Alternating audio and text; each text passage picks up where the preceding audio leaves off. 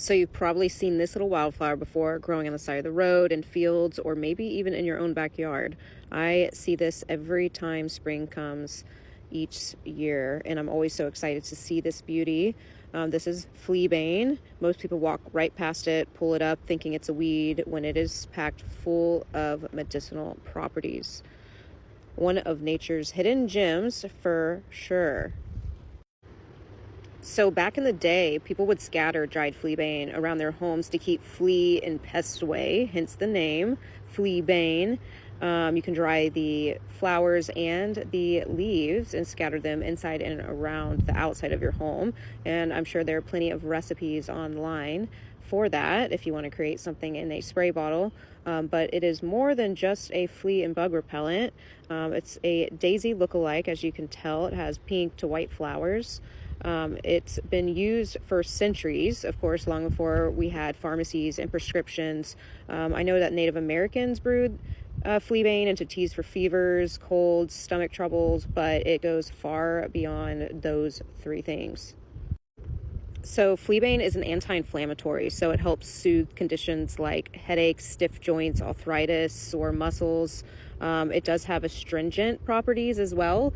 I know in my last video we talked about purple dead nettle, so it takes two properties from purple dead nettle, diuretic and astringent properties. So it's really good for wound healing, for minor bleeding, cuts, burns, all that stuff. It is also great for digestive support because it's a natural remedy for bloating and tummy troubles. It's really great for respiratory relief. It helps ease congestion, coughs, and does clear mucus out of the lungs, similar to herbs like mullein. It also is really great for kidney and bladder health because it helps flush out those toxins, and is particularly useful for conditions like UTIs. It's really cool because it also helps for women's reproductive health during that time of the month. So it helps regulate heavy periods and helps slow excessive menstrual bleeding due to the astringent properties it has, which is really cool.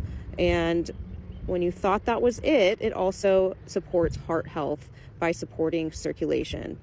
So you can always make this into a tea, you can make a tincture, or even make it into an herbal salve for those cuts, bug bites, burns, such as those. This is not for everybody though, so in pregnancy, don't take this due to its astringent properties because it does tone the uterus.